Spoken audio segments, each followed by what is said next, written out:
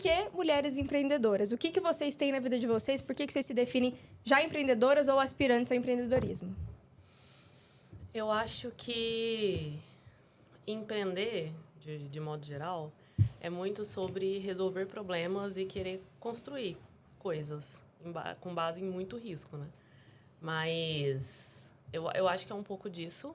Eu conheço hoje bastante mulheres empreendedoras, então tenho muito orgulho de estar, apesar da gente ainda estar galgando esse lugar, principalmente quando a gente fala de alguns setores, mas para mim empreender é isso e é assumir muito risco e espero poder contribuir também hoje, falar um pouco sobre isso com vocês. E você, Samira? É muito legal estar aqui falando sobre isso, porque ainda não tenho nada meu, né? Assim, não empreendi diretamente. Mas ano passado eu tive a oportunidade de ajudar muitas pessoas nesse nível. Eu fui diretora de formação empreendedora no Núcleo Triângulo. E lá eu consegui ajudar muitas pessoas de forma direta e indireta. Muitas empresas juniores, levando conteúdos para ela. E foi muito incrível ver como que as pessoas precisam se desenvolver do básico, sabe? Para elas conseguirem chegar a níveis de inovação. Então, é muito legal ver o empreendedorismo crescendo, assim, na região do Triângulo Mineiro, que é uma região muito rica. E como que os jovens, eles estão cada vez mais entrando nesse meio, querendo mesmo empreender. Então, é muito legal. Mas posso complementar, Pode. Bruna? É até legal você falar isso, porque a gente, às vezes, parte da definição de que o empreendedorismo é só criar produtos ou serviços, né? E não necessariamente. É você ter uma mentalidade empreendedora, implementar um novo modus operandi, Exatamente. dentro de uma empresa já existente, é uma prática empreendedora, que é o que você faz, né? É focado em empresas juniores. Isso, exatamente. Então, é muito legal, porque dentro do movimento Empresa Júnior, a gente tem um índice de soluções inovadoras, que é até uma meta. E a gente sempre fala que soluções inovadoras não é criar algo do zero, mas é pegar algo que impacte a nossa sociedade. Então, assim, não é fácil, já desromantizando o empreendedorismo, porque não é brincadeira você largar um CLT, tipo, e agora o que eu vou fazer, né? E eu realmente saí para não saber o que fazer. Então, me preparei psicologicamente, financeiramente, falei, vou começar do zero. E foi assim que começou. Mas a virada de chave foi essa para mim. Foi uma infelicidade muito grande com a minha postura na época. Eu lembro que até a minha editora virou para mim e falou assim, nossa, Dani, quando você entrou aqui, você tinha muito mais brilho no olho do que hoje. Isso me marcou, me doeu. E eu lembro que quando eu pedi demissão, eu falei, olha, eu não sou uma pessoa que está contribuindo mais com brilho no olho na empresa. Eu prefiro que você dê a vaga para outra pessoa, de verdade. Foi doído, mas começando por aí, né? O risco é alto, mas hoje eu vejo que tem valido a pena, assim, apesar da estrada extremamente acidentada que é empreender. E falando nisso, era um tópico muito importante de desromantizar empreender, assim. É a coisa mais difícil que existe na face da Terra, assim. Você acorda sorrindo, vai dormir chorando. Todo dia é uma montanha-russa. Assim. É uma montanha-russa. E aí, a gente também não pode entrar no mundo que empreender para todo mundo. Porque é uma coisa muito difícil, é uma coisa com muito risco. Tem que ter um motivo maior. E eu acho que essa questão do brilho no olho é realmente o motivo de todo mundo que empreende, assim. Então, concordo super, assim. A gente não pode romantizar o empreendedorismo, sabe? Que é complexo, assim. É uma jornada... Acho que o brilho no olho, ele é fundamental, mas ele não é, em si só, suficiente, assim. Não. Você precisa ver se o seu negócio é viável, né? Estudar mercado. Tem que ter um objetivo muito claro. Muito ali. claro. Acho que, para mim, a tolerância ao erro é algo muito importante para quem começa a empreender, gente. Porque, assim, não é... Ai, se acontecer, vai acontecer. E não é pouco, né? Assim, é difícil mesmo, assim. Eu empreendo no digital hoje. Então, assim, em relação à criação de conteúdo, acho que muita gente já deve estar familiarizado com isso daqui. É criar... E o negócio não vai. E ser, assim, ter persistência e tolerância ao erro, eu acho que é fundamental, assim. E aí vai muito numa questão de autoconhecimento, de como que a gente lida com o erro, sabe? Então, assim, entram questões pessoais suas, né? De separar a sua visão empreendedora da visão pessoal é difícil, mas eu acho que é importante você analisar uma métrica que seja, como empreendedor, não tipo, nossa, eu sou um fracasso. Senão, realmente, você não vai não, gente, né? Então... E aí eu tenho uma curiosidade, assim. Quando eu entrei na faculdade, acho que eu falei para ela, quando eu entrei na faculdade, eu tinha uma professora que ela perguntou, quem aqui quer empreender? E aí, tipo, 2 pessoas levantaram a mão. Como é isso hoje? Olha, digamos assim, pela parte de empresa júnior que eu conheço, né, tem apoio. E tem muita gente lá, hoje em dia. sabe? Aham. Uma galera com uma veia realmente querendo fazer as coisas acontecerem. A gente tem a meta maior do Movimento Empresário Júnior é ser alto impacto. E a Apoio já foi alto impacto 3, 4 vezes. Acho que tá indo em busca da 4ª vez esse ano. E, assim, eles são uma EJ muito referência. Atualmente, a meta deles é mais de 100 mil. E eles têm, assim, é muito legal ver Posso dar um como que... spoiler? Eles vão Pode. vir participar com a gente. Mais pra frente eu já mentira. gostei. Já Aí, tá já vendo? fui no peixe certo. Tá vendo? Então eles vão confirmar pra mim as informações Já depois. tem assunto. Exatamente. Mas é muito legal e trabalhei com eles ano passado, conheço uma galera de lá e sei que eles realmente, sabe, estão mudando as coisas. Querem sair Querem. também pra empreender. Legal. Legal. Inclusive, você tem alguma colocação agora? Porque eu acho que eu queria mudar um pouco o rumo dessa conversa. Pode ir.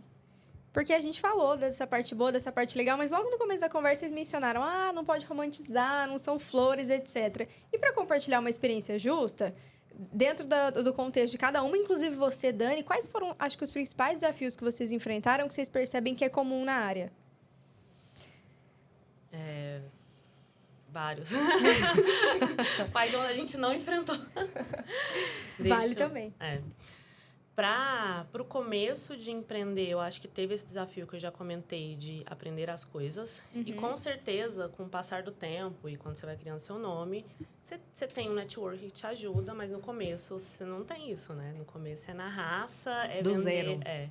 Eu com uma carinha de 23 anos, na época 24, fazendo meet, falando, ei, compra meu produto, não é tão simples assim.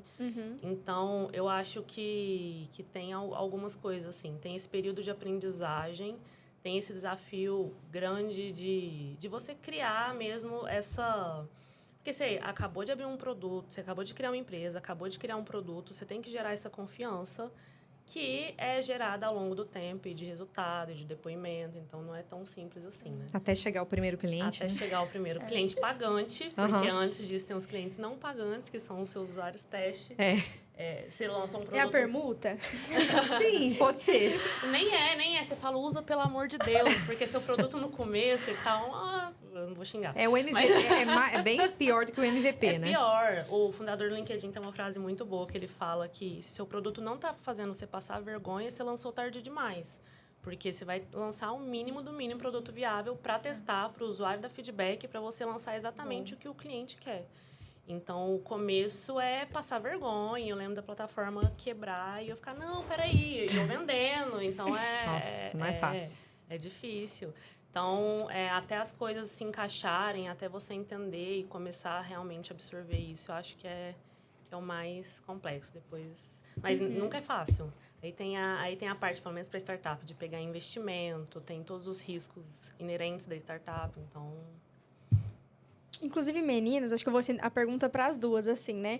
Porque a gente está falando aqui, uma fintech, tá? Uma empresa que começou nessa parte de viagem, depois migrou para esse ramo. Mas e na comunicação? Porque eu também faço jornalismo e tal, e parece que às vezes para essa área é mais difícil, é mais desafiador a gente empreender na comunicação. Vocês percebem talvez um desafio maior ainda por ser nesse grande ramo?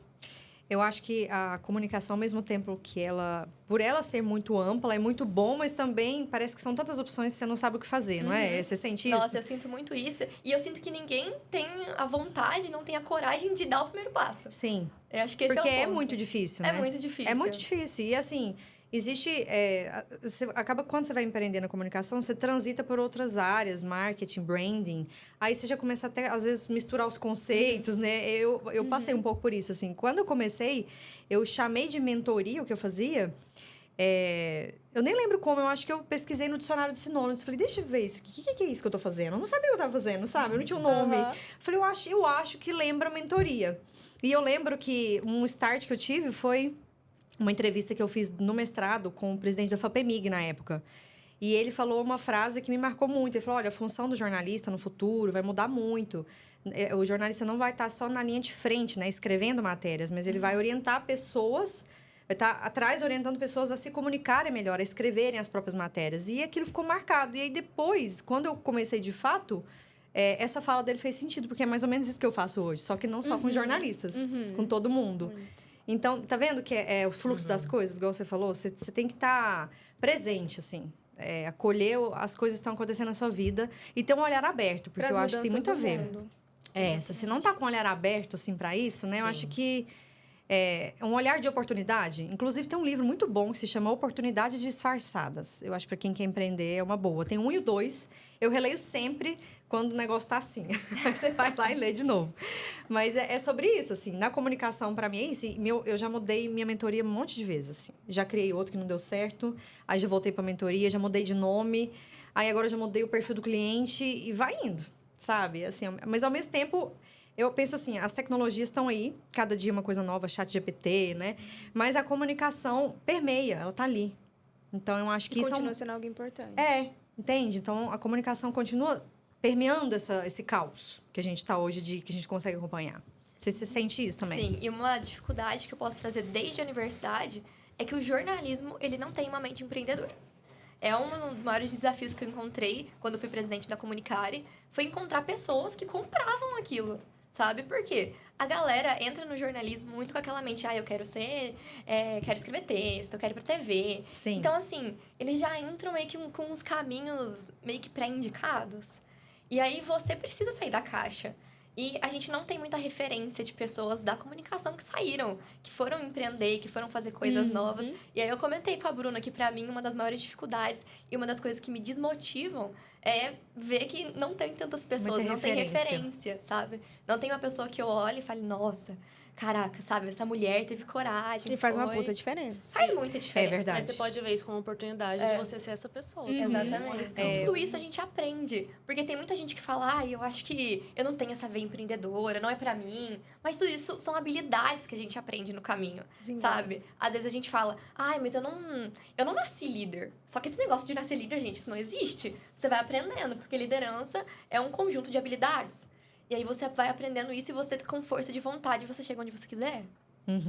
Você falou de líder, eu fiquei um pouco curiosa, assim, de conjunto de habilidades, porque eu acho que é importante a gente falar sobre isso para quem quer empreender, ser um líder do próprio negócio, um influenciador do próprio negócio. O que a gente pode falar de habilidades, Samira, de um líder, assim? Certo. Para além da comunicação.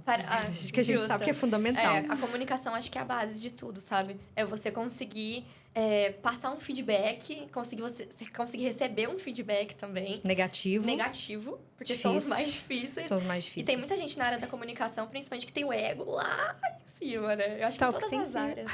Em todas as áreas.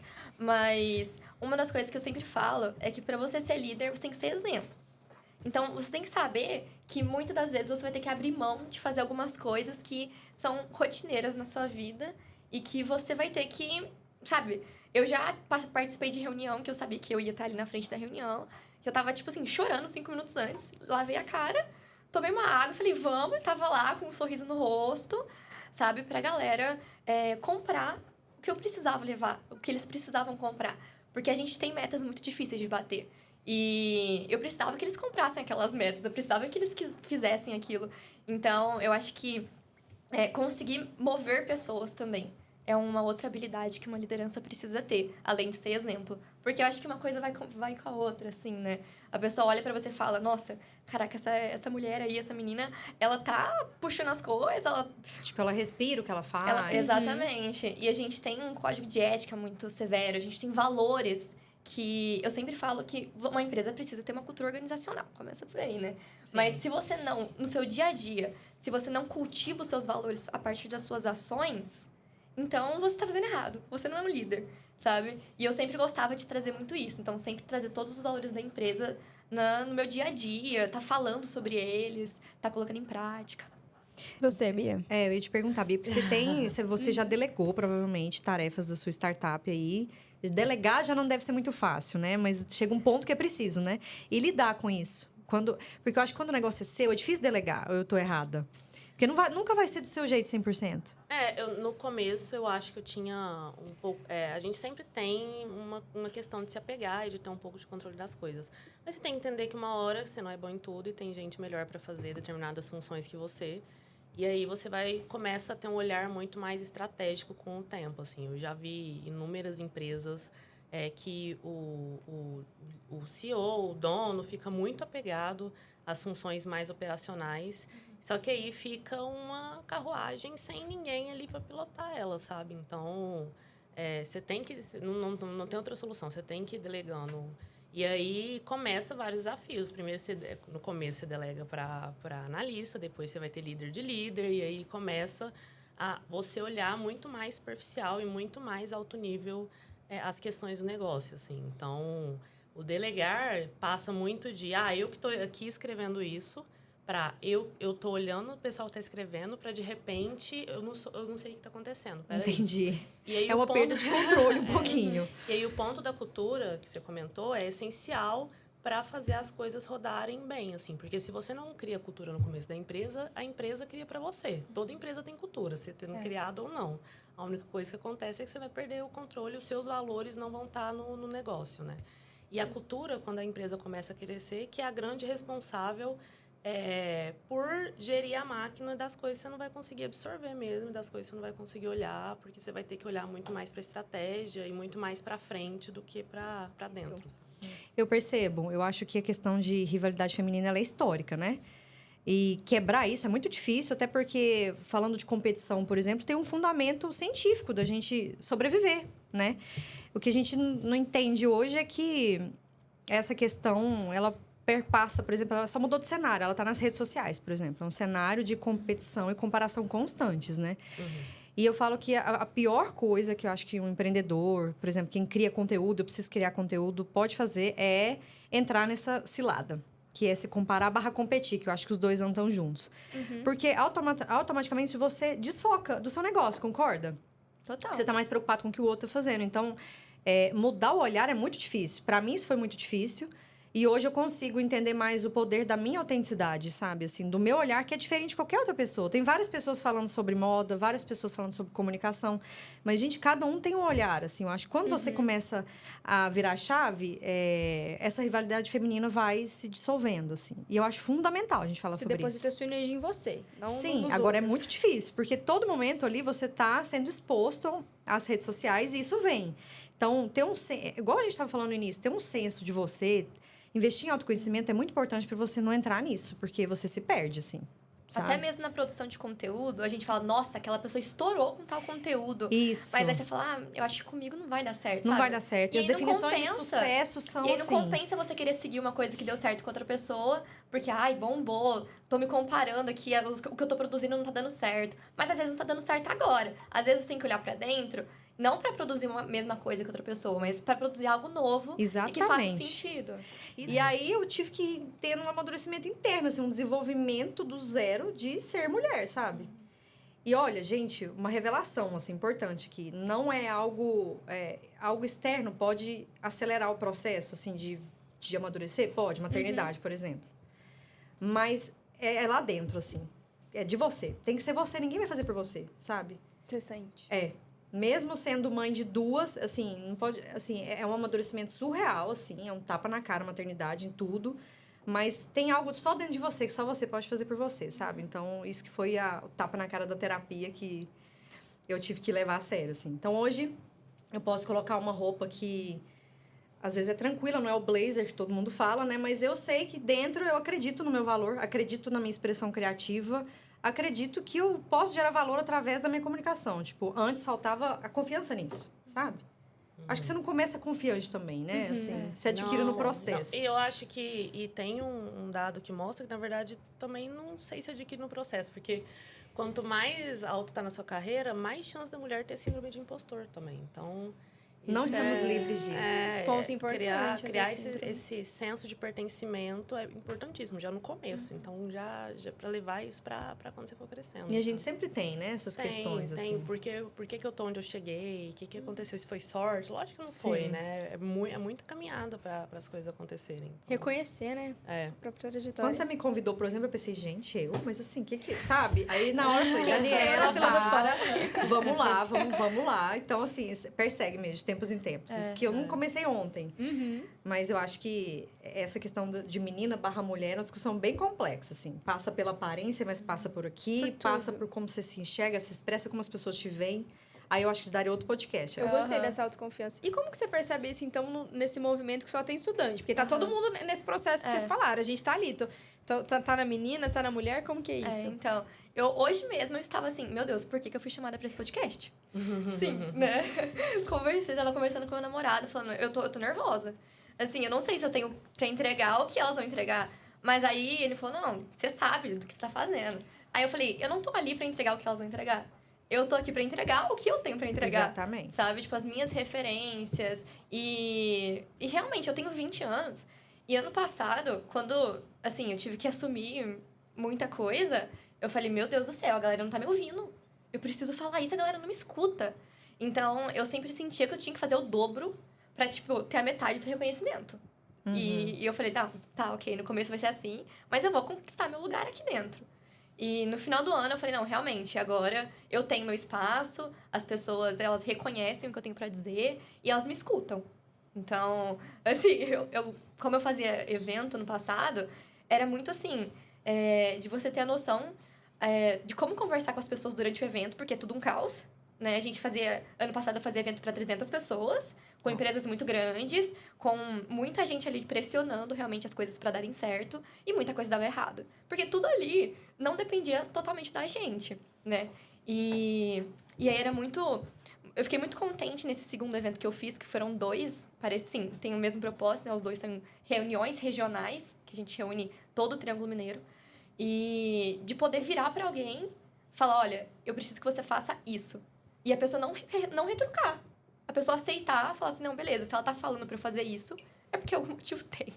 Antes você encontrava resistência. Muita resistência. E assim, em tudo que eu fazia. No começo era muito difícil, porque além de ser uma coisa nova pra mim, então eu tive que correr muito atrás. E na minha cabeça era assim, poxa, não sei se eu sou a pessoa certa pra estar aqui, sabe? Eles sabem muito mais do que eu, já tem mais contato. E eu tô começando, ainda tava começando na época.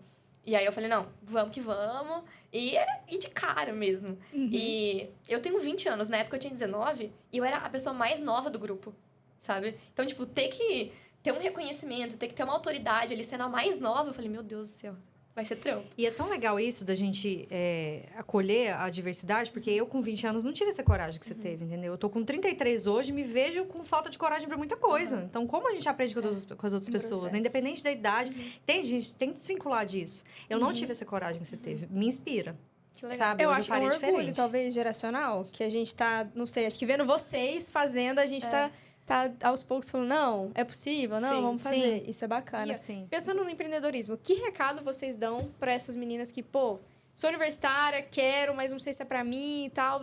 Dá aquele conselho. Que tem muitas oportunidades para vocês, meninas, mulheres, que estão aí, independente da idade. Vocês podem ter 17, tem gente que entra muito novinha. Você pode estar com 60 anos, independente da sua idade. Arrisca, sabe? Tenha coragem de sair da sua bolha. Esteja com pessoas que vão te inspirar e sempre procure melhorar, sabe? Sempre queira sair da caixa e tenham pessoas com vocês.